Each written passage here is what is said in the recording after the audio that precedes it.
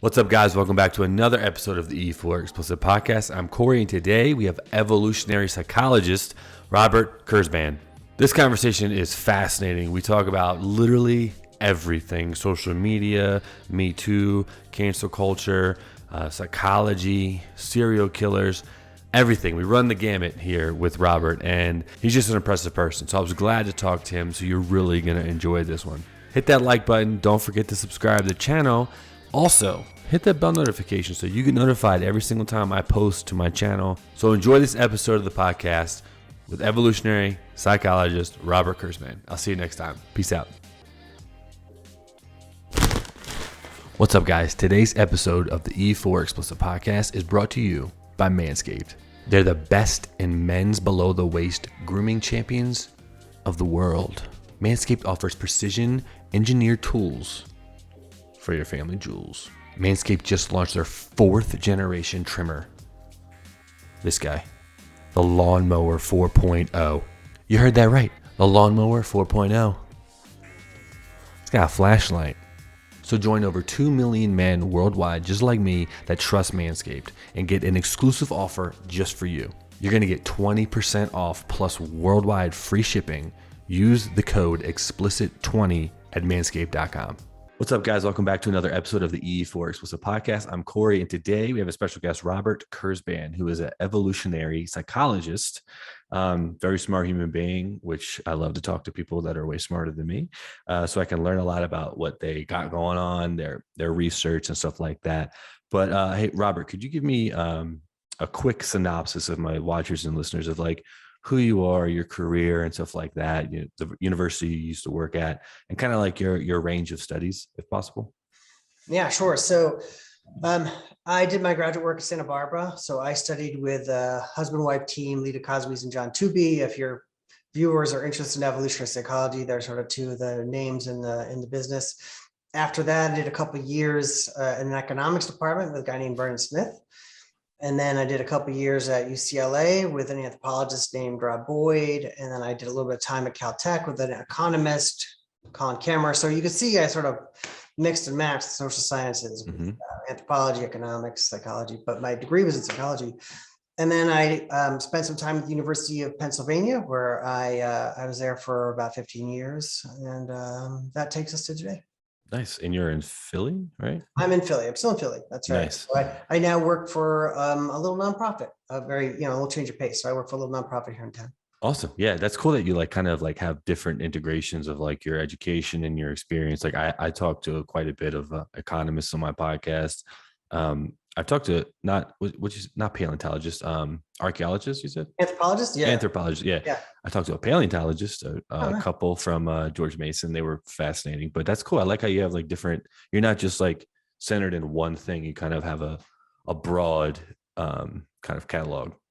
Yeah, I mean, I think, and this might be interesting to people. So for evolutionary psychology, you sort of have to have a bunch of different pieces in your pocket to, I think, do it well, because the ideas sort of turn to a large extent on evolutionary biology. So you got to know a lot of biology. Biology itself requires a bunch of game theory if you're going to do evolution well. So you got to know some economics.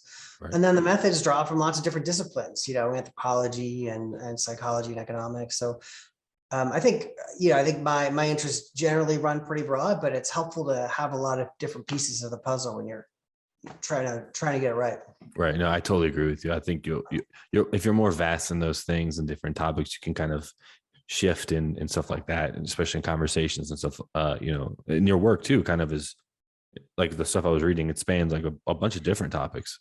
Yeah, so I didn't exactly answer that. So I started out looking at, most of my stuff is human social behavior. So I started out thinking about cooperation groups, how do people make decisions about when to be selfish, when to be altruistic. And then I did some work on morality. So I thought a lot about where does moral judgment come from, what's it for? And then later on in my career, I did some stuff on self-control and willpower and the sense of effort. So like, why is it fun to do Wordle? Since I imagine everyone now does Wordle, but it's not fun to take an SAT verbal exam. Like they're kind of similar in some respects, and yet you would maybe pay to do one, but you pay not to do the other, right? So I've gotten interested in, friendship. And again, like I said, morality. I've done some stuff on political judgments. When you're young and you don't have like a focus, they call you diffuse. But once you get kind of a little bit further along and you have a lot of interest, they call you broad. So now I get to be broad. Now you're broad. I'm broad. Yeah. It's, That's it's like when you retire, you're no longer a politician, you're a statesman. You know what I mean? Yeah, right. It's like what? Like, yeah, what happened there? Well, okay, I'm glad you brought that up because I want to talk about effort. That's what I kind of wanted to start off with. One of the readings you sent me was I kind of wanted to like the cost of effort, right? Of exerting effort and stuff like that. And then what is like actual mental effort, right? Because in your readings, it's like survival and like stuff like that. So when it comes to effort, what do you mean? Yeah, I don't know. I mean, yeah, the first thing about this is like, I started thinking about this a long time ago. And the first thing I realized is, man, it's complicated. Like sometimes it's the simple things that are really complicated. You might think that the basic stuff has been figured out, but I always found in my career that it was the details that got, like we know a lot about how ATP works. Something that's complicated, but we know down to the little covalent bond, whatever's in there. Yep. But like the big picture, what is morality for? How does willpower? So I don't know. Here's kind of the way I've been thinking about it. So like, and I think everything from an evolutionary point of view, so which is really just a functional point of view. Like, what's it for? So like, you're doing some task, and at some point, there's other things you could be doing. And evolution sort of has to build a mechanism that sort of says, okay, well, when should I stop doing this and switch to something else? It's a little bit like, I think of it as like optimal foraging. So again, I come from this background in biology. If you're like a rodent and you're eating some berries in a patch, as you eat the berries, you're getting less and less of them because you eat the good ones first, and then there's fewer berries. And then at some point you got to figure out, okay, well, I should go to another patch, because this was, but how do you make that decision? And so you kind of like got to weigh the benefits that you're getting from eating the berries against the, the cost of traveling to a new one and the whatever. So I think effort's like evolution's way of saying this thing you're doing, it's not, you got to be pretty sure that what you're doing is useful because it's not really being great. This is not a good decision for you right now. So the way I think about it is like, it's evolution's way of saying, maybe you should do something else. Effort is like it's like telling you what is the cost of continuing to do this in the same way that if you're sitting there at the berry patch and you're not getting any berries, you're like, what am I doing here? Why am I here? Yeah. It's doing? Interesting. So would you like, okay, for example, I'm going to talk about myself personally. So I put a lot of effort. It's funny. I put a lot of effort in things that, that I actually like to do. Like my background is in film and editing and video. This is so funny. For my work, my real job, I'm a director of marketing for a franchise. So a piece of that is filming and editing videos and content. I absolutely hate it. How funny, yeah. But when I'm doing this and I'm talking to people like you and I'm editing TikTok videos and full 2-hour-long videos and adding all this, I love it. Yeah. Would that be kind of, I also have ADHD. Yeah, so is that like an effort thing or what? Yeah, I think so. So like, I mean, here's another crucial piece of the effort, the way I think about the effort model is that, you have these little parts of your brain and some of them only do one thing, like your eyes, they just see, they don't do anything else, but you've got these other parts of your brain, working memory, whatever you want to call it. Mm-hmm. And you could be doing lots of different things with your working memory. You could be planning, you could be, paying attention to the current shoot, you could be whatever, you could be, trying to remember something.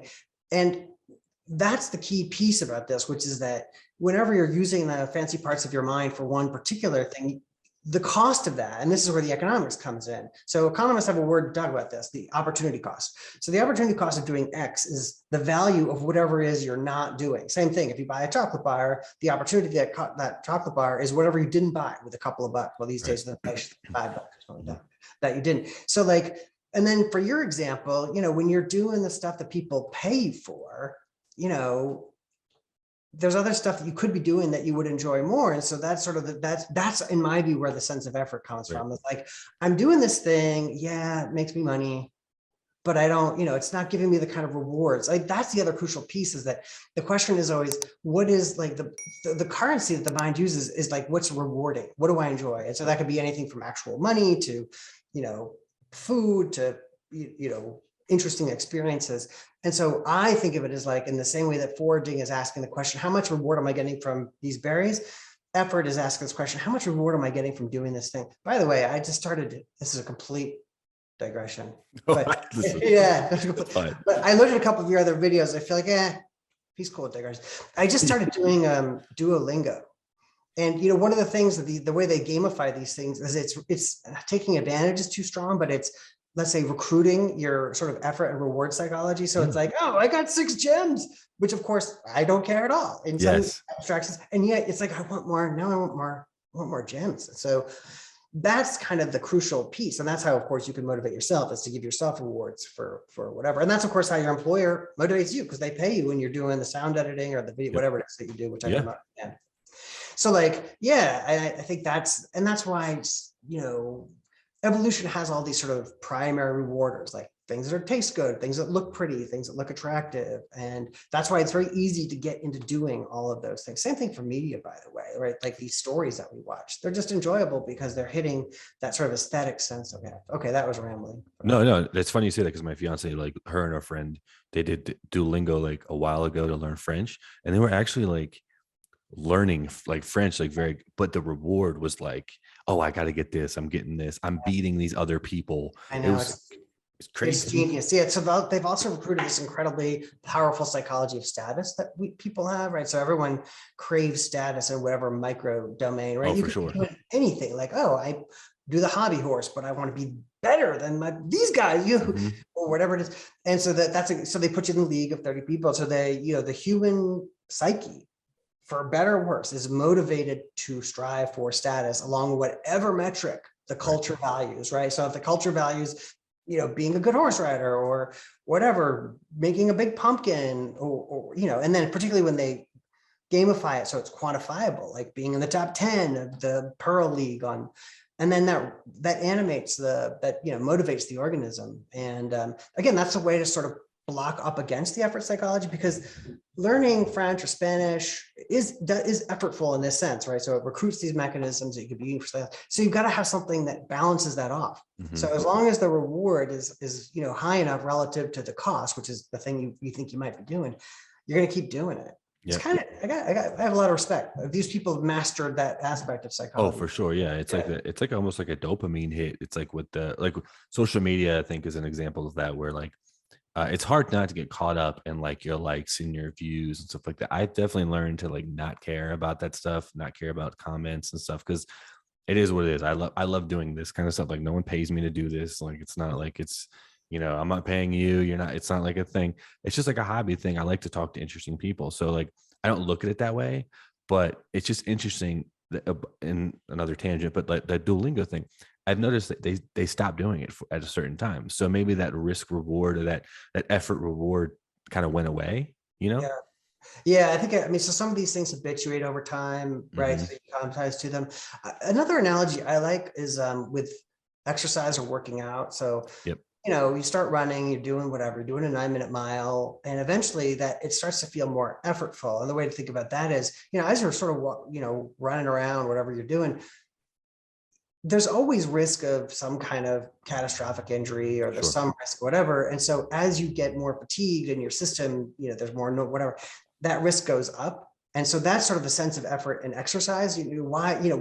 What is it? Why does it feel like something to be tired in that sense? And I think, and who knows what the right answer is, but my sense is that the answer to that is, as you've been exercising and the risk gets higher and higher, something bad happening, catastrophic failure, heart attack, whatever it is, that sense of effort is evolution's way of saying, if you don't really have to do this, maybe stop. Right. And that's why if it feels like shit and you're ready for a bear. Oh, can I say that on your? No, I mean, I cuss all the time. Explicit. Yeah, you could be explicit. Okay.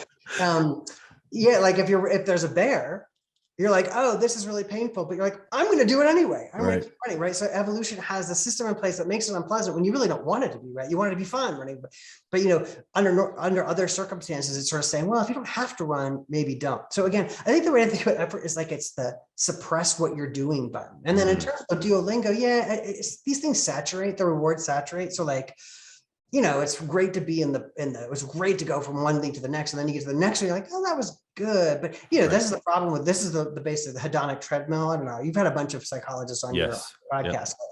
So many of your viewers might know, or listeners, the hedonic treadmill, which is, you you get to this thing that you wanted, and then you realize, oh, I want the next thing now. Yeah. So you never get to the point where like, oh, cool, yeah, I'm like where I want to be. Which is why I was impressed with your remark, which I won't go down too far, but you said that you kind of like don't worry too much about the likes on social media. I have to say, if you have achieved that, that is a state of Zen, which I think many would admire. You know what I mean? Like that. Oh yeah, it's very difficult though. It is hard. It's very hard.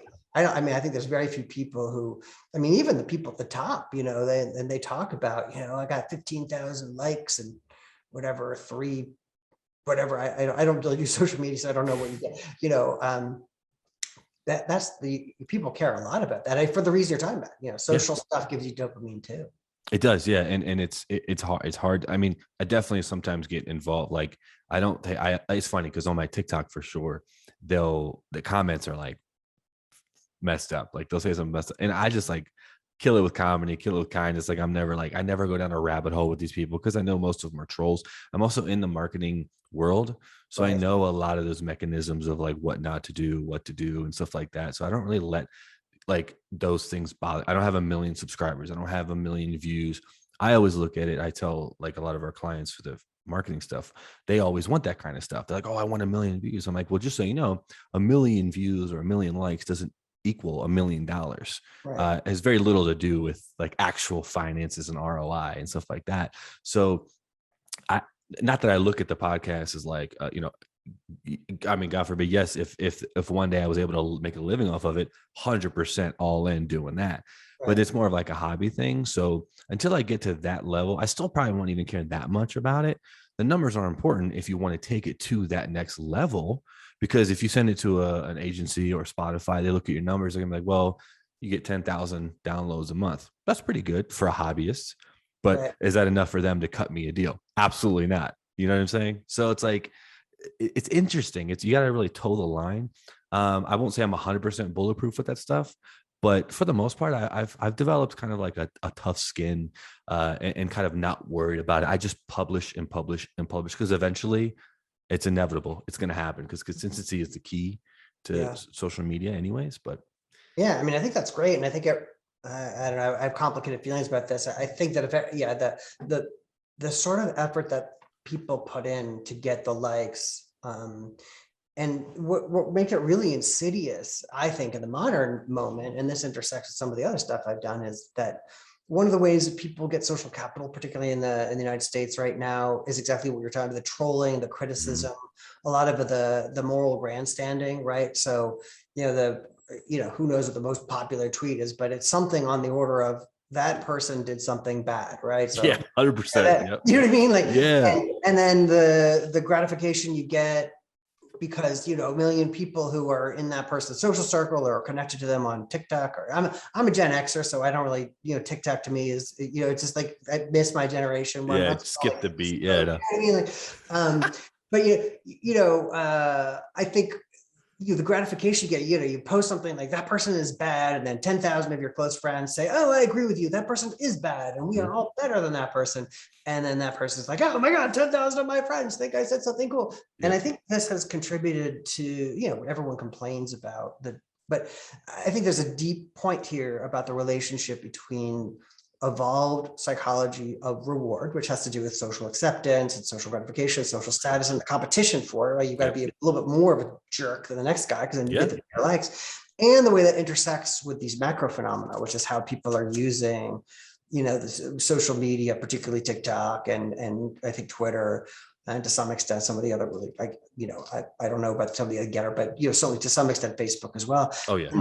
It's interesting to me to think that a lot of the dynamics of these social media things have really been dictated by the rhythm of the appetite for, these likes, this appetite for social validation, social approval, and then the question, what generates social approval? You might think it's, painting the Mona Lisa, and to some extent it's true. Oh, here's my NFT. I like that. That's a cool ape. Okay, or whatever it is. Yep. But I think more it's, that, again, it's this person did something bad, or, Justin Trudeau hates truckers or something. You know what I mean? Like that. Something ridiculous. That might not even be true. Yeah, no. Oh yeah. I mean, I think the days of it, the truth being relevant, those are fun days. You're maybe old enough to remember when. Oh yeah. Yeah. That was Yeah, good. no, I definitely do. And it's like, it's now, it's whoever's first is Yeah. right, whether they're, and it's, no one has to apologize. And there's two things from what you just said. Is one thing that I've realized, which blows my mind, is I talk to, like, you've seen some of the people I talk to, some like really fascinating people that have like incredible, like yourself, right? And then my biggest video I have is Kel Lowry, who is famous for being on Teen Mom, MTV's Teen Mom. And I'm like, what? Like, I literally have astronauts, psychologists, paleontologists, like economy, like these insane homicide detectives that found, Gary Ridgway, major people that have like changed thousands and 10,000s of lives. And it's just like, those get like no love. And I'm like, what the hell, man? It's so crazy. So interesting. Yeah. Again, I think this goes back. I think you're connecting it up to like this notion. I like thinking about the evolved psychology of reward. And I think there's different kinds of ways to think about the levels of reward. Like there's the so-called primary reinforcers, which, sweet food, pretty scenery, attractive individuals. These are all the things you look at and you're like, oh, I like that. And then you get this next level stuff, which is like, I don't want to derogate, but McDonald's, it's like, it's not just, sugar, but it's a combination of fats and sugars in this particular way. Mm-hmm. And then at the very, top of that's rewarding is if you live in the right culture and you have the right experiences is, like Puccini, like the very abstract kind of reinforces. And it's like an incredibly cool idea that it sounds like you're the kind of person, you see an idea like, that's freaking cool. Right. I'm excited by that. And I think, let's just call that what it is, which is rare, like the number of people who get so excited about it. And I'm not trying to be, I'm an egalitarian when it comes to what people find rewarding. Look, if you want to watch the Housewives of Who the Heck Cares, fine, that's fine. That's where you get your, I'm a libertarian, right? Like if that's the way you want to train yourself, as long as no one gets hurt, you go ahead and do that. But the kind of the crescent that you're talking about, the people who are interested in an astronaut, it's just, that doesn't, it's not like sugar, right? It doesn't hit the low end. I mean, low is maybe judgmental, but it doesn't hit the sort of the most basic form of reward. Like what are the things people like? We like to see the good guy win. We like to see, we like to eat chocolate cake, and we like to, what I mean? It's low-hanging fruit. The low-hanging fruit, exactly. 100%. And then that's what people are consuming. And I think that, again, that goes all the way back to your point about the social media. The low-hanging fruit is, you're bad, or I don't know, there's other stuff that's a little bit more abstract, like the Olympics are happening right now. There's something very elegant about, perfectly executed. There is. You know what I mean? Oh yeah. We watched the half pipe last night and we were like super emotional. It's what's his name? Oh my God. The snowboarder. Why don't I? Honestly, I haven't watched a single second of it. Oh my God. Shaun White. It was his last run. So we're like, we never watch, like, we're never like watching snow, like that stuff. But like in the moment, it's like, oh my God, like this is amazing. It's so crazy. It's sublime somehow, right? It is. It's like amazing poetry. So, and this is, again, I think this is so interesting. Like, I think of it as this kind of the spectrum from the concrete to the abstract. At the most concrete, you've got the things we mentioned, sweets and salt and fat or whatever. And then the most abstract, again, is, like I said, cheap. It could be any, like, an idea. Like for me, when I was, we talked about my academic history. When I first came across, evolution in general, but then it's a application to psychology in particular. I did one of these, like, wait, what? Like, yeah. First, you see the theory of evolution, like, because when you're a kid, I was like in high school, and someone works through the first time, I'm like, that is such a powerful idea. Right. And then I read E.O. Wilson. So I don't know how often so he died just before this, unfortunately. So, I read sociobiology when I was younger. And that was the first sort of exposure I had to the idea that you could take these ideas about evolution, which I thought that's about like snails and pigeons and monkeys. And then E.O. Wilson comes along and he says, oh, by the way, we could maybe, I don't know, explain human social behavior. With that idea. And I was like, wait, what? Wait, what? Ding. What? Yeah. And that really did put me on the trajectory that I was on. And I had, like, I think what you're talking about with the perfect half pipe run is, like, I think it's analogous to one of the idea things. But like, as you say, most people want to click on the thing that says, cheating husband. Literally, yeah. It's clickbait. And it's funny. My other part of that was have you seen the documentary called The Social Dilemma on Netflix? I've heard of it. Check it out. It's phenomenal. It's a marketing thing because like in marketing, I do all of these tactics to get people's attention, clickbait, not so much clickbait, but just very enticing, low-hanging fruit stuff. Sure. But the people that are in this documentary that they're interviewing are literally the people who created the like button, who create like all these fascinating things on social media platforms. And at the end, they're rolling the credits and they're asking them like, hey, are you going to let your kids have a phone or be on social media? Every single one was like, absolutely not. Like, it's fascinating. That is fascinating. I love the like button. I mean, what a stroke of frickin' cheese. I know. It's like you wonder if 150 years from now, people are going to be talking about in sentences. They're going to talk about the wheel, the plow, and the like button. Yeah, the list of things that just absolutely change the course of human history. Maybe that's not quite right, but like that doesn't seem crazy to me. No, it doesn't. It doesn't. No, that makes a lot of sense because like those things changed how we even see each other and it kind of goes into like what blows my mind is like when someone dies or when something bad happens or it's always like, okay, you go on, you say your little comment, you like a school shooting or something, right? Crazy, terrible stuff.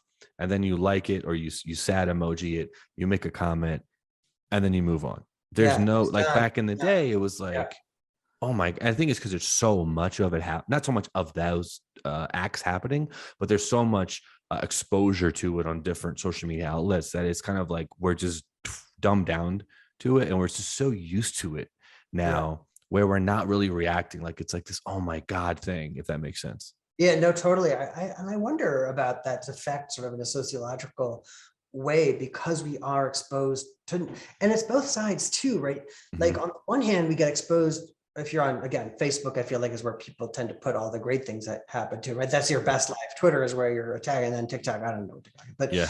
So on the one hand, you're like, imagine, I always like to think about what it might have been like in a society with, 150 people around, and then, imagine that you're in that world and every 20 seconds, so you're getting information, you're finding out someone just got promoted or someone just had a baby or someone, grew a really big watermelon or whatever that, or right. Back then, I don't know, whatever. Yeah. And you would just be sitting there like, man, what am I doing wrong? And we talk about, obviously this has come out, some of this research on the relationship between social media use and affect, and John Haidt has done some of this stuff. And to me, it doesn't seem that crazy, but then as you're saying, it's the other side too. You see someone lost a relative or had some tragic occur to them. And exactly as you're saying, it's like, well, you just get pummeled with this over and over. And eventually you push the hug button, you move on. Does that make us less? I wonder, Paul Bloom, if you haven't had him on, try and get, he's written a book on empathy. I haven't, unfortunately, had a chance to read it. It's on the list. Sorry, Paul. But like, it does make you wonder the extent to which, there's like a little bit of tax on our empathy that you get, we're just, how much can you empathize if you're seeing all this stuff over and over? You know what I mean?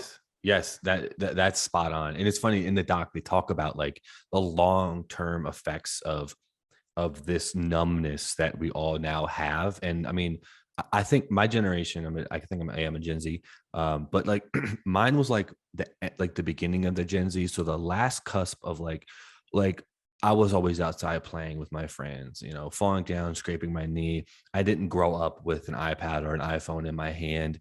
Yes, we had video games, but they were not like they were today. So it's like, it's funny because I feel like I'm like the last like little bit of, not hope, but like just that generation that kind of fell in that gap where like I can appreciate those things, but also understand and appreciate these things that these younger people are going through. But it was just fascinating because like, its social network is supposed to bring us together like more than ever, but I feel like it's pushing us more apart than anything. It's interesting. I wonder if it's pushing us apart or if it's sort of pushing us into local groups. That's how I've sort of been thinking about it. If that's exactly right, because when I see people out, I love these pictures of people out in a bar. Imagine shaving with a sleek, well-designed, optimized trimmer that makes shaving time your favorite time. I'm one of the first people to use the Lawnmower 4.0 for Manscaped. And let me tell you, the craftsmanship on this goddamn thing is insane. It will chip away at all that down there. Trust me. I'm talking from personal experience. I use the lawnmower, get a little trim, and then I follow up with the ball deodorant. Let me tell you, if you like to go on hikes, if you like to just go outside and it's sweaty or it's hot out, Swamp Ass is non-existent. I could not go anywhere without the ball deodorant. I travel everywhere with it. It is a lifesaver, trust me. Manscaped engineered the ultimate groin and body trimmer by focusing on intelligent functionality and a grooming experience you'll never forget. The 4th generation trimmer also features a ceramic blade to reduce the risk of accidents. And thanks to their advanced skin-safe technology, I feel way more comfortable shaving my boys.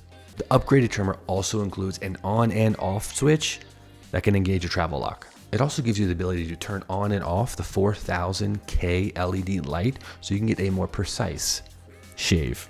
The Lawnmower 4.0 even allows you to cut through that hedge with more guard lengths with sizes 1 through 4.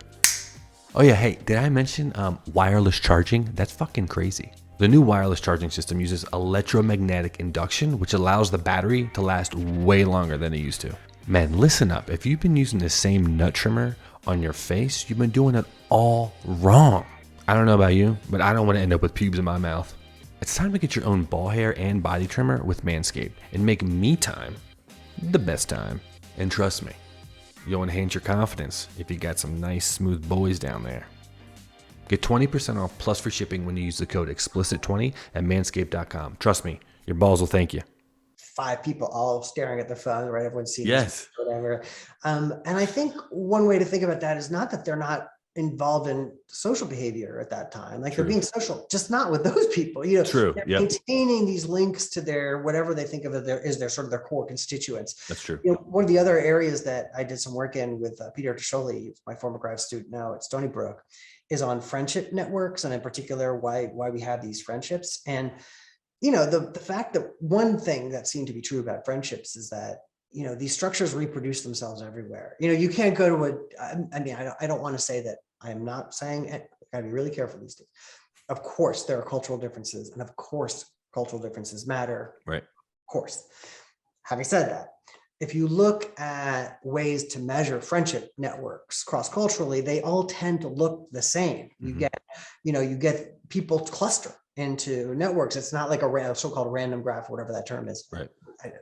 I collaborate with someone who knows a lot about graphs too, so I didn't have to learn it. But so these structures reproduce themselves, and we tend to want to be in these tightly clustered where my friends know each other, right? So it's not like my friends don't know any of my other friends, is that we live in clusters. And I think that's one of the things that the digital age has done, is it sort of made it much easier to stay in constant contact with your friends, even if it's virtual. And I think that's what happened. I don't know, who knows? I think that's what happened during lockdown too, is that my sense is that, if we kind of like all got into our friendship networks even more, because it was hard to meet new people. And so you just said, oh, let's hop on Zoom and play, a video game. No, literally. Yeah. It's funny you say that, because I have a question for you after I know. No, you're good. No, this is, and honestly, I'm sorry if I'm going off topic of like stuff that you don't research, but this is just good discussion. So I've noticed younger generations, a couple things. One is they're more socially awkward in person. So when I'm kind of having conversations with a millennial or I'm always making eye contact with them, which makes them feel uncomfortable. They don't have those, they kind of don't pick up on social cues, I've noticed, versus the people that are my friend group. We do all of those things very strongly. And I will say, I don't have a lot of like younger, there's people that are under me in my company. They don't have friends that they've been friends with for more than like 5 years. I have a core group of like 7 guys that I've been friends with for over 20 years. And I know you probably have that as well, where you have colleagues and friends you've known for 20, 30 years. I don't really see that anymore. And I think a big part of that is because, like what you're saying, they're being like social actively on like, Instagram, Facebook, TikTok, all that stuff. But it's a different kind of like interpersonal. You don't get that, right? Yeah. If that makes sense. Yeah, no, my normal answer to this is, I wonder what the literature says. And I don't know. And also I think measuring that's going to turn out to be pretty hard. So I don't know, but yeah, that's sort of, I would not be at all surprised. And then, just to get, I wonder if that, I don't know. I wonder a little bit about what the pandemic will have done to, the whatever generation, whether we're talking about school or whatever, but it definitely, there is something about electronic mediated communication that is a little bit different. I mean, people, I agree with you. Like, when I was growing up, we didn't have, could do Zoom calls. If you wanted to see your friend across the street, to go across the street, you could call or something like that. But, I was, who's going to call? Every now and then we did. I know, just show up, knock on the door. No, that's so true. That's what I don't understand is like, I think there's a way of like, it's so much easier to get behind a screen and get behind the keyboard and kind of like, oh, it's kind of like out of sight, out of mind. I said this, I did this, but like, I don't got to deal with it anymore. When before you had to do everything in person, it's like, well, no, I got to confront this. I got to deal with this in real time. I feel like that's just a kind of trait that is just not happening anymore, which could be for the good. I don't know. It's interesting. It could be. It is interesting. So there's a couple of things I would add to that, which is just, first of all, I agree with all that. So one piece, it goes all the way back to this notion of effort, which is that, you can get a really quick kind of dopamine bump off of checking in with friends without having to go outside or put your shoes on or whatever. True. Like, I'm not even sure that's a bad thing, but just to say, I think it plugs into this notion of effort or whatever. There's another thing though, that a bunch of people have talked about, and it kind of goes back to your comment about your TikTok trolls, which is there's something about people are less inhibited in being mean when they're not in person. I mean, I've seen so many nasty interactions online. I mean, who hasn't? Like, every time you open Twitter or whatever, someone, saying something nasty, then the other, whatever. And they use language that is often quite intemperate, I would say. And then I don't know about you, maybe you've had a more exciting life than I have, but when I think about the number of times in real life when I've heard any kind of temperature, like, the temperature's been raised in a conversation, it's like, I think it's a handful. I mean, like, never. It's so rare. It never happens. It's like no one challenges, and maybe part of that's bad. Maybe we should be more aggressive. But my intuition on this is that it's not. The only times you really see this is, I keep thinking about, Nick Christakis at Yale. He was on the. I've heard. Yeah. Remember? So there's this video of someone yelling at him on the quad, and I think one of the things that really struck people was not because this guy was getting yelled at on the quad, it was just because, other than in movies and in stage performances, we don't see this kind of very strong emotion in interpersonal interactions. Like, sure, every now and then you maybe you fight with your partner or something like that, maybe it's a raised voice or whatever. But like, man, again, I could count on one hand. I mean, I think about like meetings, whether faculty meetings or meetings of business, where someone says something that's a bit challenging. Well, Mike, maybe we wouldn't have this problem if your employee had done their job. Like, if someone says that, you talk about that for weeks. Like, so even that level, which is it's not that salty, right? Yep. But that's like, that would be zero on something like Twitter or one of the other. You know what I mean? Yeah, that'd be like nothing. It'd be nothing. I'll just to pick up your point. I think there is something about the long-term, sort of the large scale effects of a world in which we're having these interactions at very high temperature, and as a metaphor for emotional. So, that again, like, I go back to when I was, again, I'm a Gen Xer. So when we had I don't know, like, we, every now and then, sure, you're playing capture the flag and someone, we said no flying the flag in the tree, and like, you cheated, and that was as bad as it got. Not like F you piece of shit. I know, it's fascinating to me. And I'll say one more thing, and I have a couple other questions that I want to talk about, like release and stuff like that, like about sex. Actually, I read one of your things and it was interesting about sex, but it's funny because the people that say the craziest shit to me on any social media platform, when I hit them back with like kindness or just like make them feel kind of like so dumb, they literally, I swear to God, every time they comment, back like something completely opposite of how they started. They Uh, don't come at me. And then other people, like I've gotten DMs of people like, man, I love how you handle your comments. You're not like, you don't give it back to them, because that's what they want. They want you to feed that mm, for whatever reason. So I just do the opposite, and it's worked for me very well. And it's just funny because you're exactly right. I think also what happens is like there's not a lot of conflict in real life. So like when it does happen, even on like a small scale, like I've been in business meetings where someone has said something about my department, and I know I'll take it personally. yeah. Why am I taking it?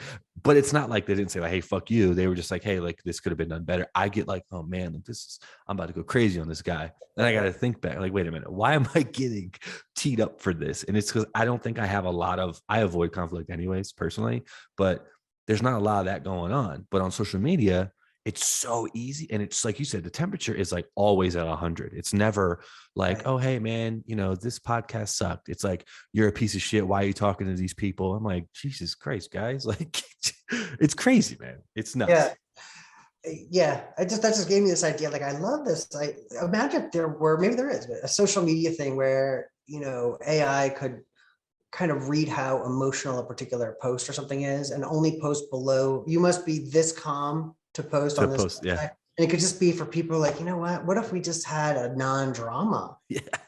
No, I You know agree. what I mean? I Yeah. found that be great with it. Would that be like, instead of whatever, I disagree a little bit with this claim. And Right. there's some evidence that maybe you could tell me why you don't think it undermines, you know what I mean? Like, Yeah, no, I know exactly what you mean. Yep. yeah. It's almost like text too. Like you ever text someone and they take it wrong, and I'm like, dude, I didn't Yeah. mean it like that. I wish text you could add like an emotion feature to like, oh, I'm saying it this way. Don't get butthurt if I say Yeah. it. You have heard of emojis though, right? Because Yeah, emojis. Yeah. That's the other thing too. Depending on the generation and who the that's person is, that can go over their head real oh my quick. God.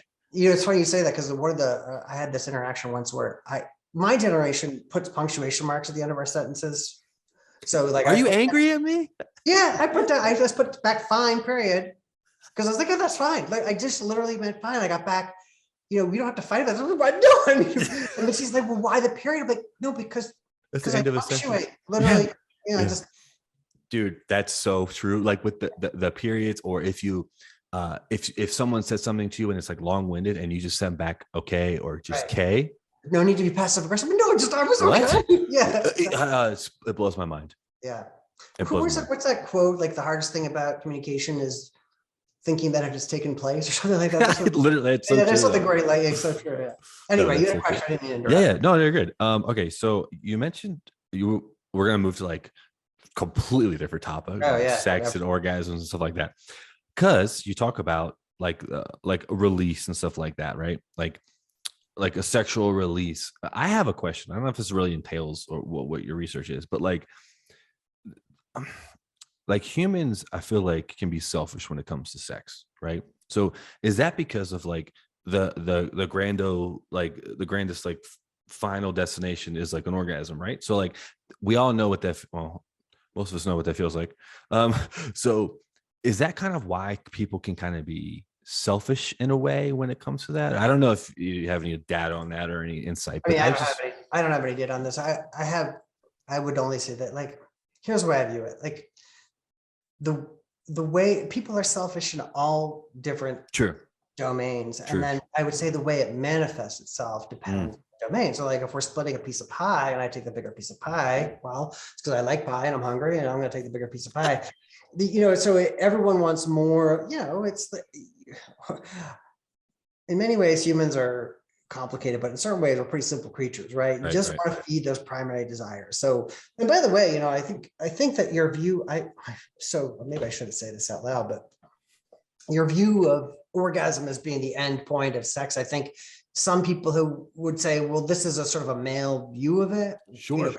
Because I think, and maybe not even just a male view. I think you could say there's some people who, the sublime aspect of it isn't surrounding the orgasm. It's about the social piece or whatever. I mean, from an evolutionary point of view, of course, the orgasm is the piece that evolution needs to, motivate you to act so that, but I think there's other pieces in there that people find rewarding and people will, and that's one of the, I don't know, I think this is a really interesting aspect of the modern world in terms of sexuality, because it used to be that, there are certain kinds of sexual appetites that were forbidden, like same sex stuff, for example, right? And so there was a whole bunch of people who were literally, it was illegal for them to, indulge in their particular, their sexual appetite. And as the sexual revolution in the United States, of course, lots of things became liberal. I mean, it's a complicated topic, but I think the short answer, which is sort of the boring answer, is that people are, selfish in all kinds of ways. In the bedroom, the way it manifests itself is it's the usual thing. I want to do more of the stuff that I like. Right. I want to do a few of the things that I don't like. Again, part of the nice thing, one of the great things about sex is that oftentimes whatever's happening is something that both people enjoy, right? There's it's like this is where the economics is helpful, right? So you have the double coincidence of wants. You have, they both want the same thing, and so it works out really well.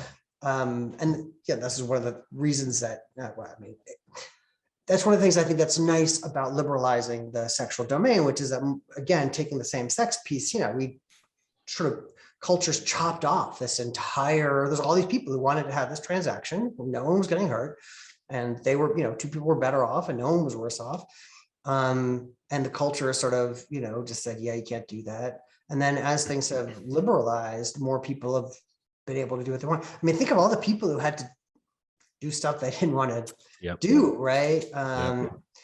Because it wasn't their, like if you're in a society that condemns same-sex sexual relationships, but you're also in a society where, being single is condemned, and there are still, or historically there have been cultures like that. I believe there's still cultures like that. It's sort of tricky. You're sort of in a tough spot. A rock and a hard place. Literally. Yeah. So, anyway. No, that's good insight, and you hit a lot of good points, because I think about that often. I have a lot of friends in that community. I have a lot, family members in that community, a lot of people that I love and respect in those communities. And I was never raised in a way of like looking at like that. I've always been like, look at people as an individual and stuff like that. Whatever they do, like you said, if they're not hurting someone and it's a mutual thing, like have at it.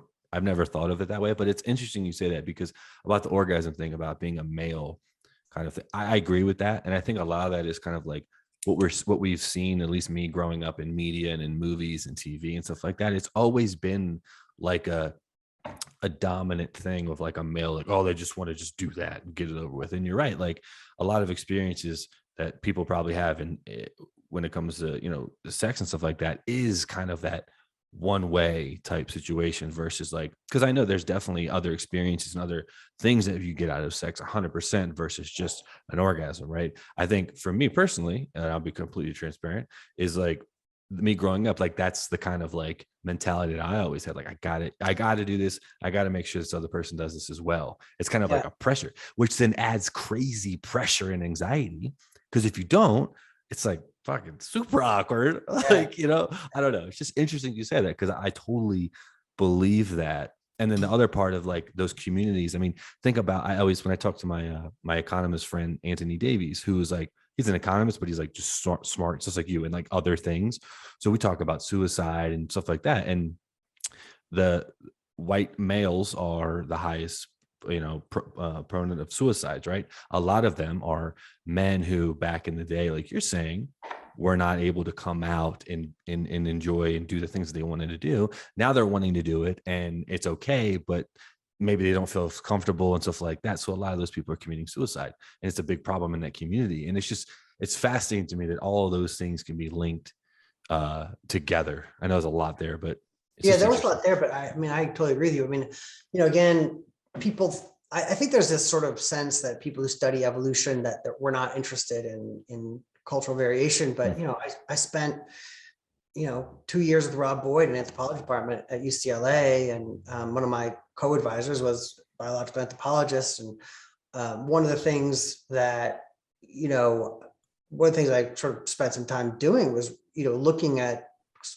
cross-cultural, whatever the norms vary freakishly. And I think in some sense,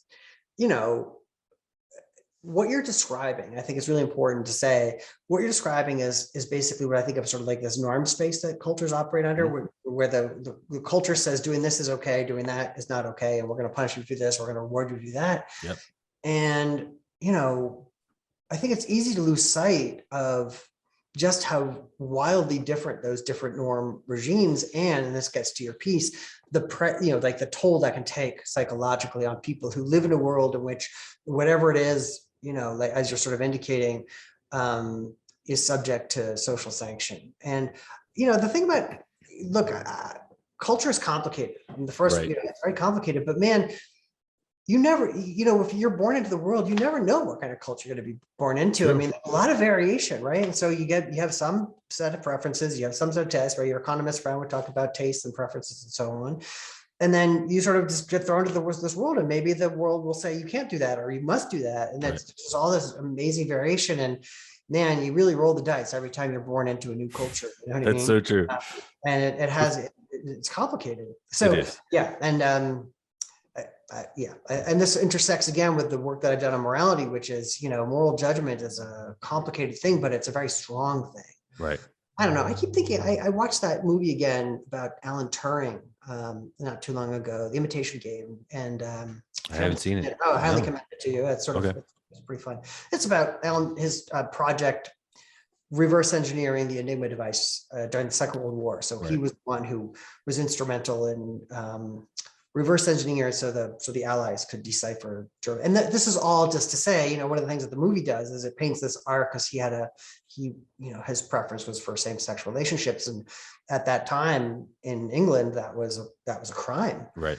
And so the movie does a good job, and I can't speak to the details of how accurate the movie is and all of its particular details, but you see this guy and he sort of saves the world. I mean, that's probably a little strong, but he's instrumental in a big part of the war effort. And then, because he lives in this world that has said what you want to do is not morally okay, it ultimately leads him to kill himself. And I didn't mean to bring down your podcast. No. I talk about some crazy shit on here, man. I mean, again, the title. So here's the one version of it. Yeah, this guy saves the world, and then everyone says, yeah, but you're bad, so we're gonna kill you. Yeah, I mean, he'd kill. It's like, what the hell? He's like, what are we gonna do? Lose. And he's not, again, I think the key piece is, don't get me wrong, there's certain kinds of things, if you hurt somebody, then that's bad. You shouldn't do anything that's non-consensual, and there's some preferences that are probably along those lines, and of course that's bad. No one should do anything that is coercive. But that wasn't Turing's thing.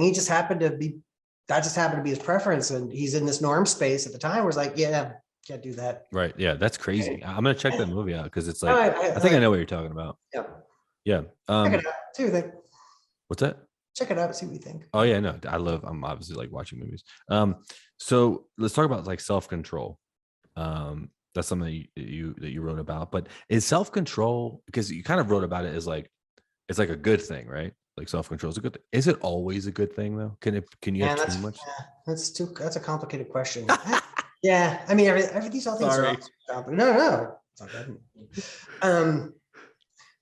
I mean, so here's the way I sort of think about it: is that usually when we talk about self-control, I think it was Steve Pinker who made this remark about writing. He says, "I don't like writing, but I do like." Pinker, right? I think it was Pinker. He says, "I don't like writing, but I like having written." Yeah. It's like, I think of self-control as you live in this world, and there's some things you can do which are rewarding kind of in the short term now, but not really great for the long term. And then there's some things you can do which are rewarding in the long term, but not sort of very rewarding now. So I don't know about you, but I mean, so writing is one of these things where it's sort of a pain to do, but once you're done, you're like, oh, I read a thing. That's cool. Working out is like that, where you're like, it's uncomfortable for whatever it is, half an hour a day, but you're always glad you did it. And I think those are kind of examples of self-control where you are somehow doing the thing that is long-term good at the cost of enjoying something which is short-term fun or whatever. The cases where I think it can ride off the rails, and I think it can ride off the rails once you get, so deeply into something because there's some things where the returns to effort are increasing. So if you become the best in the world at something, whatever, but there's some kinds of returns to effort that have no ultimate payoff. I think there's some people who get really good at video games, and well, maybe you can get benefits from that now because there's all these competitions. But in my day, like I'm gonna clear every board of Super Mario, and I'm gonna sit here until I do it. Like, you're not getting paid back then for that. 100%. yeah. No. So like that's a sense in which I think, and I think there's probably other kinds of self-control. I don't know. I think that some things become virtuous. Like you get kind of like, you feel like you're getting prestige points for being self-controlled, but you're doing something which isn't particularly useful. Especially in the long term. Yeah. Right. So I think usually it's pretty good. I mean, so, back when I was at Penn, Angela Duckworth, her whole business was great. Have her on if you can, get her too. Yeah.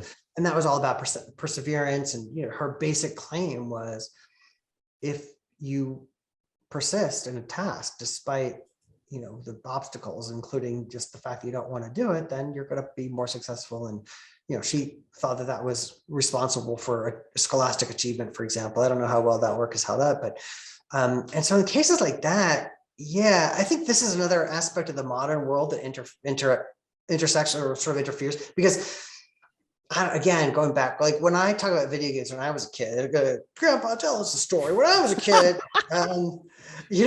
we had, I kid you not, we had Pong.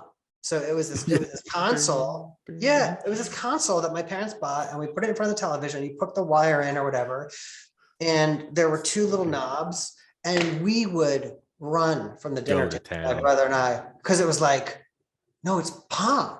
Right now you wouldn't, whatever. But all I'm saying is, like, there's all these really fun things you could do that are distracting in the modern world that just wasn't the case before. Like now you can flip on, like just before I got on here, I saw that there's a new trailer for the Jurassic Park. I watched it last night. Yeah, I want to watch it. You know what I mean? So good. Yeah, looks original cast looks great. Magical. So like, there's all these things that distract our attention. And so I think this is one reason why sort of exerting self-control is harder now, is because, the old marshmallow task that everyone talks about, right? So it's like, the marshmallow, oh, wow, you're like the last person.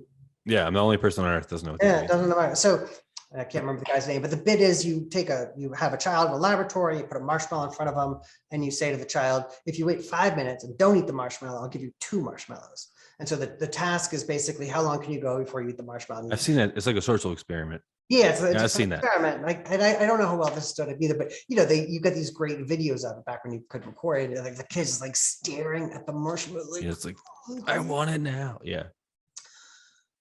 All I'm saying is, like, if you think it's hard not to eat the marshmallow because whatever, imagine what it's like for, you're whatever, there's all these things that you can consume around you. There's media, and there's, likes on your Facebook. I think it's amazing that we can do anything at all anymore, because there's so many things that have been designed, technologies that have been designed to get our attention, right? That's going back to your point about the social network. People have engineered the world to get our attention. And so, like, yeah, when you're doing your job or you're sitting around, there's a part of your mind that knows, I could check that trailer now. I could go whatever it is, whatever sparks joy in you, whatever. Yeah, no. It's so funny you say that, because you brought up a great point earlier about like the working out situation. So I do jujitsu, right? And I haven't done it in like 6 months, because I just moved here and I haven't found a really good school. And I used to drive in Maryland. When I lived in DC, I would drive almost an hour and a half twice a week at 7 o'clock to be at the class at 7 o'clock in the morning in Columbia, Maryland. It was my buddy's school. Fantastic school, fantastic environment. But it's funny because I would always drag myself out of bed, not wanting to go, hating the drive, miserable the entire way. Soon as I get there, I'm like, but the moment I'm like in it and I leave, it's so crazy. I'm like, I literally tell myself, I can't believe I didn't want to go this morning. I know. I don't know why that is. I share that experience with you. So for me, it was my CrossFit gym. Yeah, this is the longest I've gone. I guess we've not for an hour without mentioning CrossFit. Yeah, that's probably a record for every CrossFit. Like I had exactly the same experience, because so for a little while, my gym had only classes at stupid o'clock in the morning, and so I was getting up at whatever it is, 5:30, and for me it was a short trip there. And the whole time I'm like, oh, this is going to suck, and I want to go back to sleep. And then you do the workout, the WOD, as you know, we call it. The WOD, yeah. Yep. I'm just using the lingo because it's so irritating for people here. What's a lot, Yeah. Yep. And I'm like, first of all, like you just feel so good. I'm ready to hit the day. I'm so glad I came. And there's also the social aspect because it's a nice gym, as you know, you can imagine the social piece. It's like, I think that's why I like that Steve quote. It's like, I don't like writing. I like having written, when I don't like the idea of like going to CrossFit, but man, do I like having gone there. You know what I mean? Yep. No, I know exactly what you mean. So I think the way I think about it, and this goes back to the other thing which we haven't talked about, so one of the things I think a lot about is modularity. This idea that I have a question about that. Yep. Yeah, there's sort of functional pieces. And I think that there's some systems in our head which are just sort of like kind of designed around short-term gains, so like food stuff and so on. And then you have these other modular systems that are designed around long-term gains. Building up status, building up, your physical fitness and so on. It's like this ongoing little battle in your head between the short-term modules and the long-term modules. And in the morning, it's the short-term modules are like me, want, sleep, me, like not move. And then the long-term modules, well, we're going to be in better shape.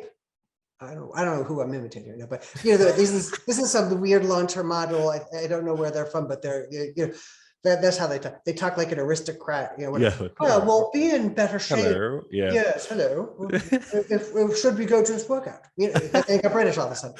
So like I think I actually sort of think that's literally true. Is that the 100%. short-term ones send inhibitory messages to the long-term ones send inhibitory whatever, and they battle out, and then whoever wins, you either get up or you don't. You know what I mean? Yeah. No, that makes a lot of sense. And that's the other thing I was going to ask you about is like the moral, was it cognition that you have and that you talk about? Yeah. So modular cognition, I did some stuff trying to think about the basic way that the mind is structured. And there's this big debate between, is it one big general computing device or is it a lot of different subroutines? And I take the latter view as basically. Right. Yeah. So, and I kind of see that because like for me, the short-term modules win a lot. Because I kind of like gratification, instant gratification, and stuff like that. I'm a creative person, so I'm not the most organized. We do DISC assessments for work, right? I'm sure you've heard of the DISC assessment. Like you're a high I, high D. It's really a great way to learn how to communicate to people. Like for example, I am a kind of go-getter. Like I want to do things now, instant, right? So if I'm given a task and it has a deadline of like whatever, I'm kind of a hybrid where I'm definitely a procrastinator, but I'm a go-getter. So let's say my boss sends me an email or a text on a weekend at like 7:00 PM. I'm 100% going to read it. It's going to bother me for the rest of the weekend. It's going to ruin my day.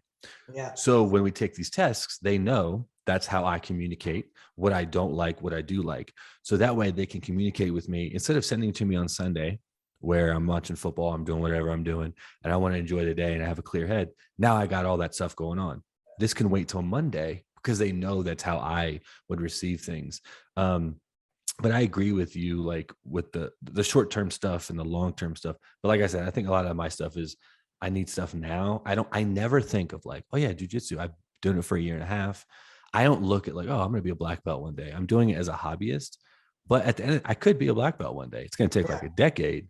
But I don't think of it like that.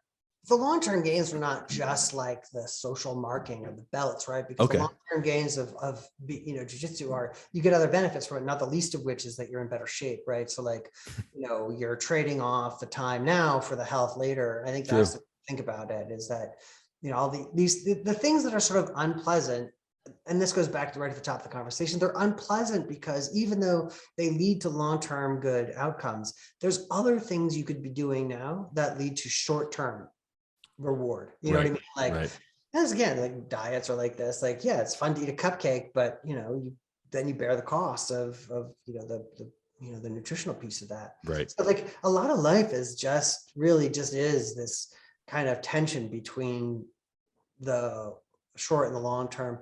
And I just have this, I don't know, this is a complicated topic. I have a feeling that we're going to learn that culture and development and all these things, you mentioned the disc, and the individual difference stuff it's very complicated. Mm-hmm. I also wonder about the cultural piece of that. Like I have the sense that different cultures have weighted, this trade-off in different directions. I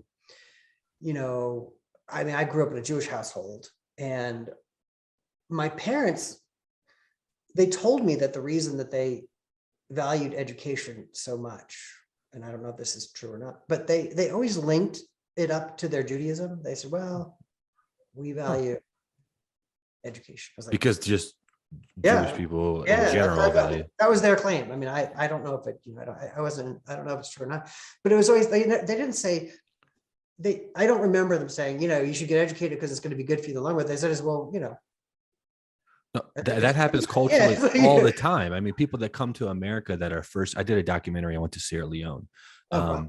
and I did a documentary on kind of like cultural identity, right? So it's really, it can, not just with Africans, but with any generation. Your parents are, so you're what, your first generation? No, we were, I think, third. I'd have to, I think it's third, but Okay. they've been here for a minute, but they still talked a lot about the old guy, The old country and stuff like, okay. So for example, like a first generation, like if someone from Sierra Leone is from Sierra Leone, comes to America in the 80s, 90s, their children are it was fascinating. They would be in America and people would be like, oh, where are you from? Well, I'm from America. No, where are you from?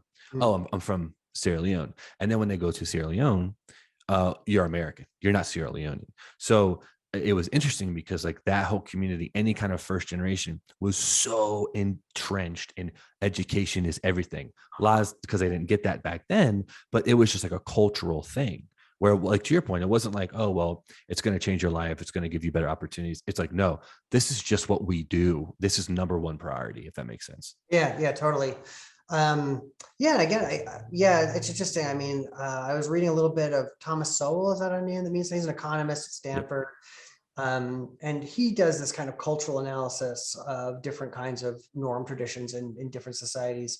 I find it, yeah, I'm not in a good position to evaluate that work. He gets into much more texture than I do, but yeah, again, I think one of the weird things about the evolutionary point of view from that I came into the world in is that, we were very interested in cultural differences. And I have this, I think it's undeniable. There's all these like really profound ways like the one that you're describing, and then when cultures intersect and so on. Super interesting. And it's complicated. I could even, I don't know, I could imagine, I mean, there's definitely, you could imagine there's definitely worlds in which you don't want to be long-term oriented, right? If life is sort of nasty, brutish, solitary, and short, if you're in a place where it doesn't make sense to invest in yourself in the long term, then maybe make more short-term decisions. And I think for a lot of human history, it was like that, where life was uncertain, life was uncertain. Sure. So, I think it really took something for humans to sort of get to this point where we do invest so much in our future selves. Right. I totally agree with you. Yeah. I mean, me personally, I was never grown up to, I was always class clown, never, not straight A student. If I went to school now and I was like, if I started over and I was born like 10 years ago and I started now, I would be flourishing because there's so many more opportunities for creative people in certain schools. There's a school right down the road from me called the Da Vinci Academy. I'm like, it literally, it's like basically like X-Men. It's like, oh, for gifted. And I'm like, I would kill in that place. It's so cool. And we never had that. It was like, oh, well, I don't do good in math or science or history. So like, I'm not going to go anywhere. My parents never talked to me about, oh, hey, what do you think about college? They didn't go to college. So like, it was never, but I think that's also a cultural thing in a way. Not so much individual, because I know a lot of my friends' parents never went to college. They never went to college and they're fine. I'm fine. But it's just like, it's interesting because I don't blame my family for that, but it's just like, damn, like it would have been nice to maybe have a conversation, because I'm sure you like you said, your parents pushed that in you probably from early on till you went to college. And look how many colleges you went to. You know what I mean? I went to a lot of institutions. And if you'd gone to it would have been cool to see what superpower you got. Yeah, right. That would have been cool. That would have been something good. Yeah, hopefully. Yeah. These are all super interesting points. I mean, yeah, I don't know. So one of the things I did in the before the pandemic was I volunteered to teach cooking in a local school here in Philadelphia. Cool. You like to cook? I do like to cook, right, but I'm also, terrible. I'm a big fan. Nice. But also like, it was just a way for me to kind of give back to the community. Give back, right? Yeah. Cool. Time. Just on the point of public schools, I think everyone who does, who's involved in these systems, they do their best. But yeah, I guess one of the things that struck me was the way the kids sort of felt like the cooking. They didn't put it this way, but you could sort of tell it seemed to them it was a way in which they were able to express some creativity, which I don't feel like they were necessarily getting. I don't mean Right. that as a diss at No, I all. know what you mean. I know Yeah. exactly what you're talking about. I'm trying to say it as a positive thing, that they sort of felt like, oh, this is a way that it's a little different, and Express themselves. They get yeah, they might fall into that. They might not even realize they like cooking unless if they had that experience with you. yeah. So, and some of them don't, by the Right. way. Yeah. No. And then it's, anyway, and there you again, you see all the individual. This is the kids are all, they're great, but they're also different. Some of them like cleaning, which honestly I kind of get. Like I have also, there's times I'm like, you know what, cleans and stuff. It can be therapy. I love doing the dishes. The dishes are very therapeutic for me. Yeah. It's a time of myself. I mean, my It's a fiance, it is Zen. My Zen. fiance Corinne's like, I love that you love doing it because I hate it. Like, all right, perfect. Yeah, that's a It's good like, fit. it's a good fit. Yeah. I know it started to go off topic and stuff like that, but I just find that that's so interesting. You said that about the Judaism and school, and I can totally relate to that with my experience on the documentary and stuff like that. But so one more question, and then I'll let you go. So in your book, about being hypocrisy, I can't even say it. Hypocrisy. Jesus Christ, Corey. So you said self in there. There's like a piece where you're talking about self. What did you mean by that?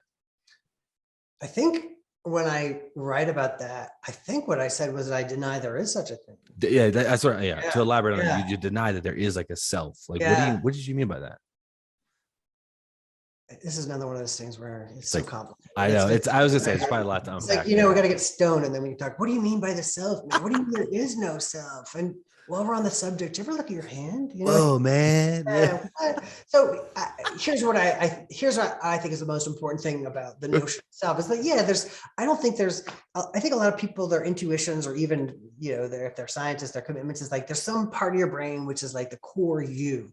Okay. What I really like back in the day, another weird fact about me is that I worked at Disney World for a while. So after college, I worked at Disney World. I worked in an attraction called Cranium Command, which is no longer there because they lost their sponsors. It was a pavilion called the Wonders of Life, called Cranium Command. And the idea was there was this little guy, his name was Buzzy, and he was the pilot of the brain. He was the brain pilot. Cool. And so he caused the legs to move, and he did all the thinking. And I think when people talk about the self, they actually think that there's like a little Buzzy inside their head. There's the one, like the guy who's in charge, there's the central command unit, and all I'm trying to say is that can't be right. Cause then it leads to this problem. Well, what's inside his brain? Like what's in there? Right. What's making him do those decisions? Yeah. So it's gotta just be a bunch of pieces. That's the main point, is that whatever your brain is, it's a bunch of pieces, and there's no part of it, whether you want to talk about that like as a physical part or like as a computer code part, that's like you per se, like that's the self. And that's all I mean by when I say selflessness in that sense. I just mean it's a fool's errand to look for the seat of your identity, because your identity is distributed out all, again, I don't want to be too I love that. Whoa, man, you're, like I used to guest lecture, I think it was Robert Wright's class, or he wrote, I think, Why Buddhism is True. And it was a nice fit with some of the ideas he'd been kicking around. So there is this meeting of the whatever, but that's all I'm trying to say, is that there's no you in there. There's no Buzzy who's running the show. That's kind of what I'm trying to say. It's like, is it like all those modulars and stuff like that are kind of like dispersing certain situations and decisions? Totally, exactly. So different environments kind of recruit different modular systems to get active. It's like, okay, now it's your turn to make a decision because it's relevant to food, or it's your turn to make a decision is relevant to whatever. And so it's just like it's all this dynamic systems process, and that's what I'm trying to say. There's no, there's like no underlying there. Right. They're all kind of working together, depending on. There's not one central that's making all the decisions. Exactly. There could be some pieces that are sort of higher up, like the memory systems and so on. But yeah, it's a distributed system.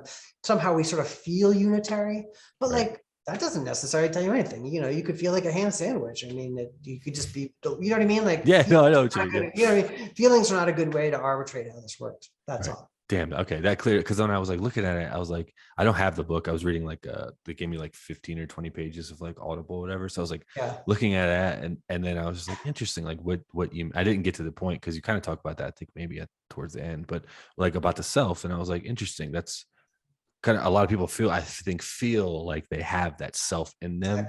Yeah. Like it's more like, would you say psychedelic kind of like? I think that's like I think it's like an illusion. I think we all, And then sometimes the illusion gets really messed up because like, you have these pathological cases where people don't have a singular sense of self and we think of them as like, So yeah, I think that's an illusion. And almost, I just think that's how we feel, but that's not how it is. It's just it's like Marvin Minsky has a book, Society of Mind, from way back, like 1975. Wow. And I think he kind of, this was before a lot of the obviously advancements in cognitive science. I think he pretty much, because he was an AI guy. Right. So if you're a computer person, if you're a programmer, you realize, oh, I can't have one piece of code that runs the whole show. I'm just going to have lots of different subroutines. Yes. That's the key piece. That makes sense. Okay. It's kind of like I have a little bit of experience in like WordPress and like building website. So like there's not one thing I can do to make the website look and function how I need it to. There's fucking plugins. There's all kinds of stuff that I have to make it all work cohesively. So totally. In my world, things like plugins just are the same as modules. So modules are like any functionally specified piece of information processing. That's it. It's just something that. So plugins are exactly that. Subroutines are exactly that. Function calls are just. So I just think the mind is like a lot of that. It's all these little function calls. That makes so much sense. Thank you for clearing that up. Yeah. Also, I forgot to mention where I found you. I found you from. I literally Googled top psychologists. And you came up top 50 of the most influential psychologists in the 21st century, I think, or 20th century. One of the two, probably 21st century. But I'm humbled to be on such a list. I'm just happy to have had the chance to chat with you. Yeah, I really appreciate taking the time because there's a lot of really interesting people on there that are like world renowned. So I just thought it was fascinating that you were on there, and your work is like it just stuck out to me because there's a lot of people on that list that did a lot of cool shit. But like yours just kind of like stuck out. I was like, I kind of like deal with that kind of stuff. So I was just curious, and I like to speak to experts about that stuff. But dude, thank you so much. Oh, it was my pleasure. Super fun chat. Yeah, man. Is there anything else you want to talk about, or where can people find you? You have any books coming out? No, I don't like to do my self-promotion. I mean, it's funny. So I will say one tiny bit of self-promotion, which we'll see what happens. But one of the things I've done with my extra time is I've going back to the point about economics. So and I work in the nonprofit space. So it turns out that there are certain kinds of auctions that are good for raising more money and some that are bad for raising money. And there's this whole set of theories in economics about auctions, which most people think an auction is some guy with a gavel, like 300, 400. But there's actually different ways to do it. So just tomorrow, I've started a little company called Optimal Auctions, taking what we know from the laboratory experiments and experimental economics and applying that to say, well, how could we design an auction that is more appropriate for a nonprofit so that they can raise more money from them? And so we're doing like a soft open tomorrow. So look for Optimal Auctions down the line. It could be that if it works, we'll market it. If not, never mind. Yeah, forget this ever happened. Yeah, just don't forget this ever. Yeah, that's not the choice we're looking for. In terms of finding me, like you said, there's the book. If people are interested in that notion, it's called Why Everyone Else is a Hypocrite. Princeton University Press. You can still get it on Amazon, but that's all I'm going to plug. Okay, cool. I'll put all those links in the description. If you want to send me the link to the soft opening, because this episode's going to hit Monday, this coming Monday. So in a couple of days. So I'll put the link in the description, anything you want me to. But man, Robert, I really appreciate you coming through. My pleasure. Yeah, it's good. This is a fun chat. It was a fun chat. I really appreciate it. I learned a lot, and I hope all my viewers and watchers learned a lot. But that's another episode for the E4 Explicit podcast. We'll see you next time.